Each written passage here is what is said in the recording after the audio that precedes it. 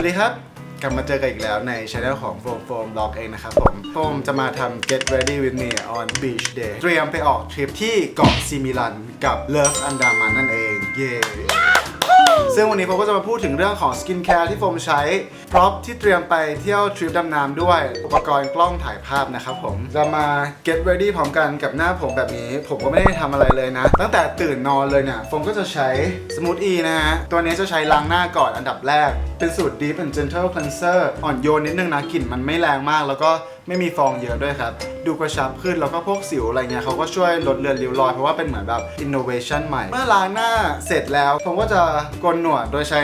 โฟมล้างหน้านี่แหละพออาบน้ำสระผมเสร็จแล้วเนี่ยผมจะใช้ตัวนี้เลยใส่ผมก่อนที่จะไดร์เขาจะช่วยในเรื่องของผมเสียครับผมที่ทำมาดัดมาอันนี้ผมโฟมคือดัดมาก่อนหน้านี้แล้วก็ผมก็ใช้พวกออยล์บำรุงผมมาโดยตลอดแล้วมันก็จะช่วยให้ดูสุขภาพดีมากขึ้นช่วยบำรุงไปในตัวเวลาเซ็ตอ่ะมันก็จะอยู่ทรงผมก็จะไม่ต้องใช้แว็กใช้อะไรเพิ่มเติมอะไรอย่างเงี้ยนะครับผมตอนนี้คือไดร์มาเสร็จเรียบร้อยแล้วนะครับพอผมเสร็จแล้วอันนี้ก็จะเป็น Blue de Chanel เป็น deodorant อันนี้เป็นสเปรย์ดับกลิ่นกายนะครับพอฉีดไปแล้วเนี่ยมันจะเป็นเหมือนแบบน้ำนิดนึงซึ่งชอบกลิ่นมากกลิ่นหอมมากเลยตัวนี้คือใช้แล้วกลิ่นติดทนนานตลอดทั้งวันเลยนะครับผมแล้วนี้ก็รู้สึกว่ายุ่งมากเลยเดี๋ยวเรามาเซตไปพร้อมๆกันนะครับ get ready พร้อมกันหลังจากล้างหน้าเสร็จแล้วนะครับผมก็จะใช้ตัวนี้เป็น Pixi Glow Tonic โทนเนอร์ที่จะทำให้หน้า glow นะเขาเคลมมาว่าอย่างนั้นอันนี้มาจากประเทศอังกฤษนะครับผมกำลัง in love กับตัวนี้อยู่เพราะว่ารู้สึกแล้วมันเวิร์กสำหรับผิวหน้าโฟมนะโกลว์ขึ้นแล้วก็พวกหลูมขนมันกระชับพวกรอยสิวก็ลดลงเร็วขึ้นนะครับผมวันนี้ผมไม่ได้เตรียมสำลีมาด้วยสามารถใช้แบบหยดแล้วก็ตบเอาได้นะฮะน่าสดมาก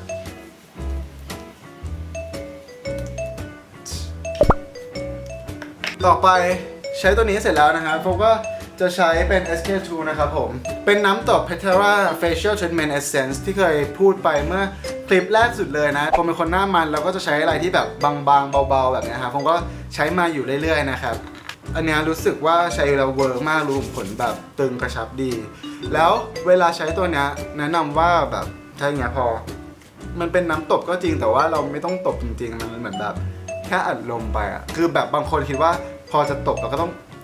ตบใช่ไหมก่อนหน้านี้เขาก็เคยทำเหมือนกันแต่ว่าพอรู้สึกว่าตบแล้วแบบหน้าพังอย่างเงี้ยพออัดลมเสร็จปุ๊บหน้ามันจะรู้สึกว่าโดนลมแล้วมันจะแบบฟูขึ้นอ่ะตัวนี้นะครับสกินแคร์ของโฟมไม่เยอะมากในการเตรียมตัวอันนี้ก็แทบจะหมดแล้วนะที่ใช้อยู่ในทุกๆวันแต่ว่าวันนี้ไปเที่ยวทริปทะเลเนี่ยเราก็ต้องมีอะไรที่เป็นพิเศษก็ครีมกันแดดที่โฟมพกมาด้วยในวันนี้เป็นของ Aesop นะครับอันนี้ก็จะเป็น Aesop Protective Facial Lotion แล้วก็ Aesop Protective Body Lotion อันนี้ SPF 30 อันนี้ SPF 50 ที่เลือกใช้ของ Aesop 2 ตัวนี้เลยมีเหตุผลหนึ่งอย่างก็เพราะว่า 2 ตัวนี้เนี่ยมันเป็นผลิตภัณฑ์ออร์แกนิกที่ใช้ส่วนผสมมาจากธรรมชาติแล้วโฟมอยากฝากอีกอย่างหนึ่งก็คือว่าในการดำน้ำเนี่ยเราอาจจะไม่ได้นึกถึงพวกกันแดดนะครับครีมกันแดดที่เราใช้อยู่มันจะมีสารเคลือบผิวที่ทำให้ผิวเราเนี่ยไม่โดนแดดพอลงน้ำเสร็จปุ๊บมันก็จะตกค้างลงไปที่ปะการังทำให้ปะการังเกิดการฟอกสีแล้วตายลงไปในที่สุดนะครับก็เลยอยากแนะนำว่าถ้าเป็นไปได้อยากให้เพื่อนๆเนี่ยเราใช้ผลิตภัณฑ์ที่มีส่วนผสมมาจากธรรมชาติซึ่ง2ตัวนี้เลยนะครับไม่ทำลายธรรมชาติโฟมก็เลยเลือกที่จะใช้2ตัวนี้สามารถใช้แบบพอกเรื่อยๆได้ครับ Facial Lotion เนี่ยก็จะเป็นกลิ่นของ Green Tea ก็ทาหน้าไปก่อน1ชุดสามารถทาได้เรื่อยๆเลยอันนี้เขาบอกว่ามันเป็นสูตรทนน้ำใช้ลงน้ำได้เลยกดเอาเพื่อที่จะไม่ทำให้ผิวหน้าเราแหกมากกว่าเดิม Body Lotion สมมุติว่าทาทั้งตัวแล้วกันนะอันนี้เนี่ยจะเป็นกลิ่นแบบสเปียร์มินต์สดชื่นนะครับไม่ร้อนโอเคทากันแดดเสร็จเรียบร้อยแล้วนะครับขั้นตอนต่อไปเลยวันนี้โฟมเป็นสิวก็จะมีสิวตรงนี้ที่ขึ้นมาเพราะว่าพักผ่อนน้อยก็จะใช้เจลตัวนี้แต้มลงไปนะฮะอันนี้ก็เคยพูดถึงไปแล้วในคลิปแรกเหมือนกันพร้อมกับ SK2 เมื่อกี้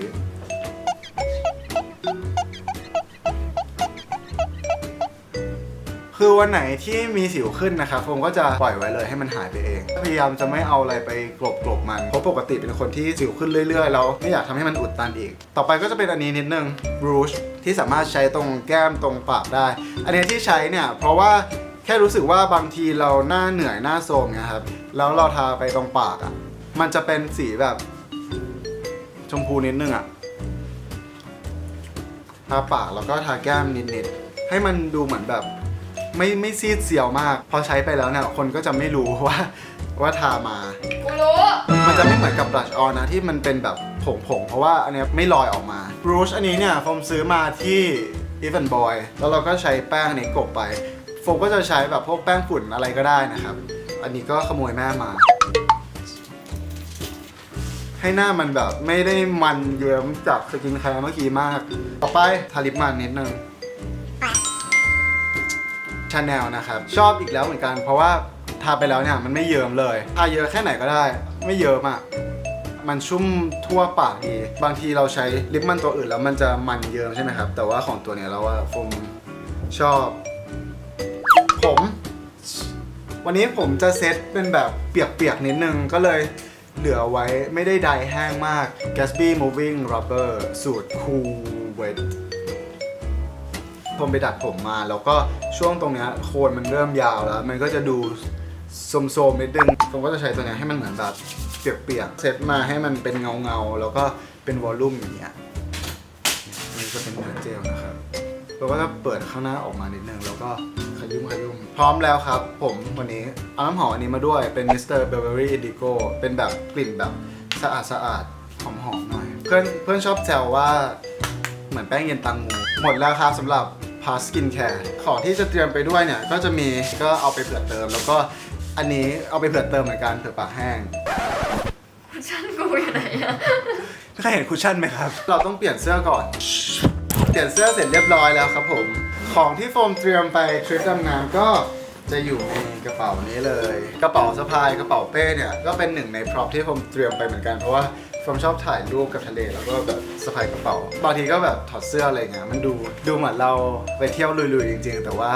เราอาจจะไม่ได้ลุยขนาดนั้นกระเป๋าใบนี้นะครับเป็นของ Herschel อันนี้เพิ่งซื้อมาเลยเพราะว่าที่ Lazada เขามีลดราคาอยู่ 20% ก็เหลือประมาณ 2,000 ต้นๆอะไรเงี้ยผมก็เลยรีบซื้อมาก่อนเพราะว่าอยากได้มานานแล้วจ้องมานานแล้วสำหรับใครนะครับที่อยากได้กระเป๋าจาก Herschel แบบนี้เดี๋ยวโฟมจะแปะลิงก์ไว้ให้แล้วก็ถ้าเกิดว่าเพื่อนๆใช้โค้ดของโฟมแล้วเนี่ยมันก็จะลดท็อปขึ้นไปอีก